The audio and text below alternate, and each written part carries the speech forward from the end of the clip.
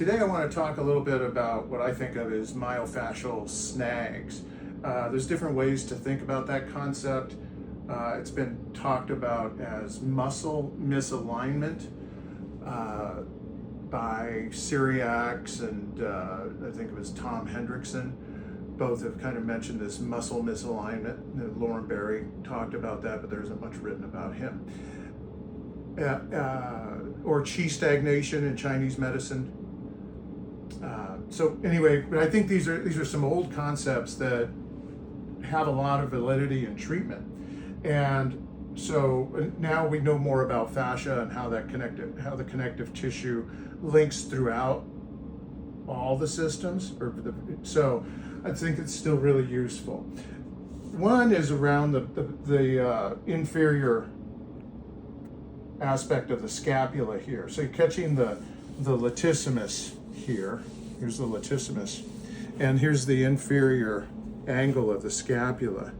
And right there, it's not uncommon for that lat to be stuck or hung up here. Qi stagnation, misalignment. So we often will just bring this medial and make sure that it's not snagged. If I want to reach across, I can do it on this side. And that's it. And that's really all there is to it.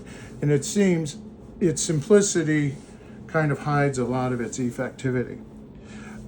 Same thing, I've shown this before, but this upper rhomboid trap as they come together, especially around, again, this is around that superior angle of the scapula here, say here. And that's a little gritty or a little tight on her. So you can just bring this up and see there's a direction to this. That's what part of what's important. See, I brought this medially, maybe medial superior, but it's definitely medial. Here we're going to bring this superior. I can mobilize the scapula if I want, and use this to bring that tissue superiorly, see, and to get it off the edge of the scapula there. I mean, you're not getting it off there, but it's kind of hung up. Back to that word snag. It's just kind of stagnant, qi stagnation.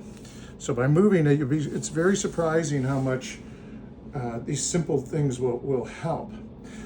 There's often one here as the TFL, tensor fasciae lata. You have the glute that comes around and then it's fascially connected. And because of the relationship with the TFL as an accessory hip extensor, so it's helpful to make sure we have good movement between the glute and the tensor fasciae lata here. So sometimes it can be what would be posterior, when sometimes it is actually inferior. So here I'm pushing it inferior and just making sure that we have good glide. There you go. And there's a very distinct feel as you, this is about kind of a fascial integrity. So I want to see the motion there. Some of these things, it doesn't take that long to hang out with. Another one is around the popliteus or popliteal muscle. So just also bringing this, can be gentle here, but we can also kind of lift this up. See, here we go. I'm not digging deep into the fossa here. I'm just more getting hold of the muscle and bringing it in superior. This is a fibula. I'll address that later. Would you turn over, please? So another one too, as well, is with the kind of, a lot of folks end up with kind of forward shoulders. She doesn't present with that much of it here, but around the pec, anterior, excuse me, I called it the anterior delt, excuse me, the anterior deltoid, lifting it off the pec. So we're bringing it in this position, it's superior, right? So it's this kind of motion is what occurs. The person ends up like this, or they hurt their shoulder. I'm exaggerating to make the point.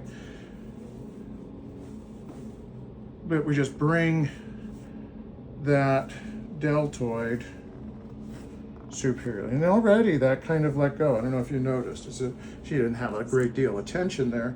You can also, this is going to be a little, I'm going to bring this over. So we can also take the pec minor medial. So it attaches on the ribs, and I'm taking it medial here. That's it. You can come up on the coracoid process where the pec minor attaches, and I can kind of get them both together.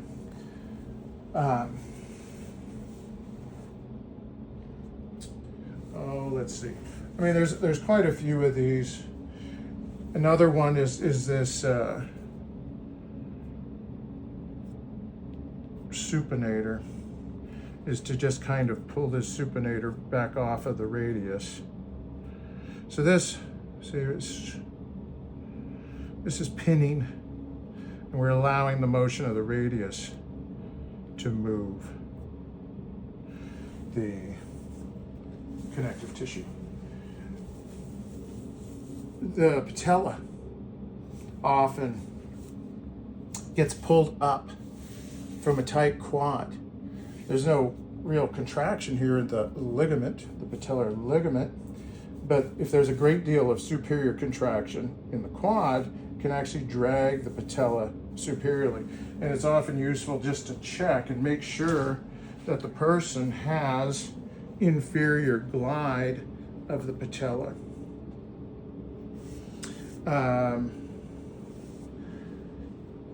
And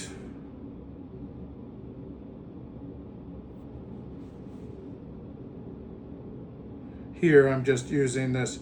I can bring the fibula and the related connective tissue superior. That's especially useful, helpful, when a person has strained or sprained their ankle.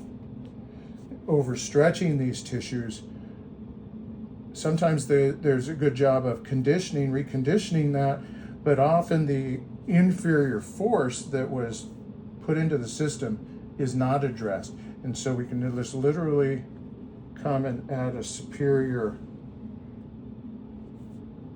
interface along the fibula. And that's good.